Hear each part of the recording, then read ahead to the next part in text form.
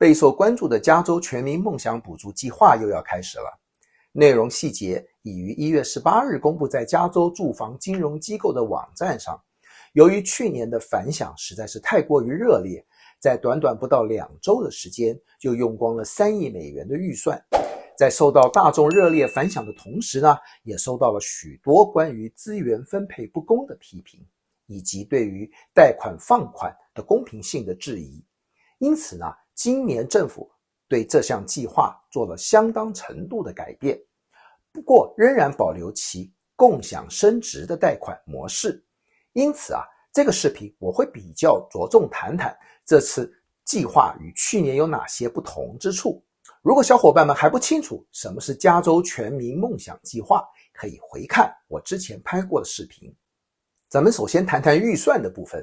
2024年的预算从去年的3亿美元降到了 2.5 亿美元，这当中足足少了5000万，并且这个计划明年还是否能够继续执行也要看到时候政府是否有新编的预算。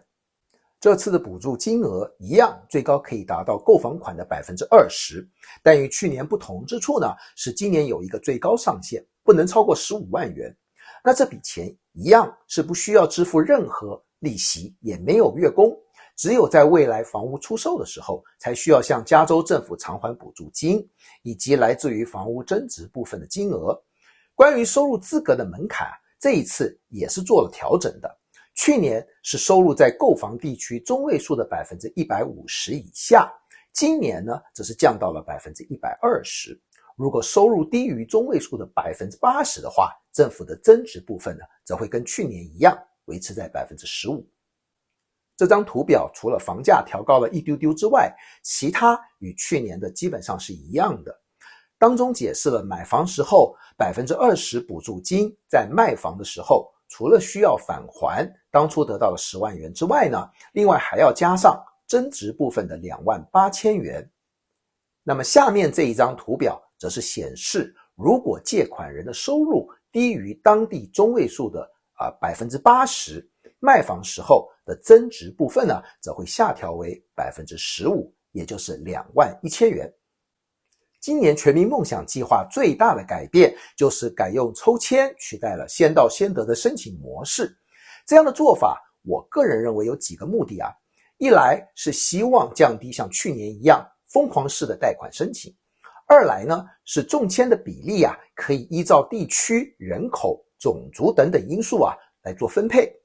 政府主要还是希望能够使得住房拥有率较低的社区能够得到较多的补助。由于这项改变，今年购房者呢必须要在4月份之前找到政府核准的贷款机构，并且获得预批信。有了预批信，才能够在4月初参加抽签活动。当活动开始之后呢，买家会有1个月的时间提交申请。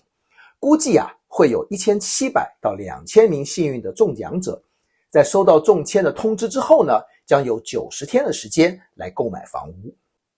今年还有一个关于申请人资格的新规定，就是要求申请人当中至少得有1个人是属于第一代购房者。这是什么意思呢？它的定义是指从未拥有过房屋，而且父母亲也没有拥有过房屋的人，又或者是在寄养中心长大的人。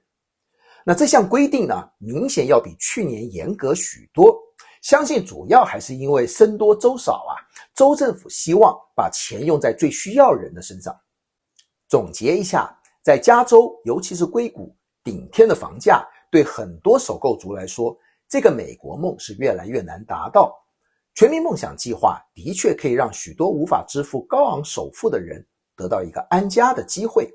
但毕竟中签靠的是运气，只有少数幸运的人能够得到这项优惠。因此，如果小伙伴自认符合资格，除了要准备好参加这个购房补助计划试试手气之外呢，同时也要想好其他备选方案，这样才能够多管齐下。今年房市预估会比去年多了 120% 的增长，因此我建议有意购房的小伙伴们，如果准备好了就不要再犹豫，赶紧进场，抢在联储降息之前呢，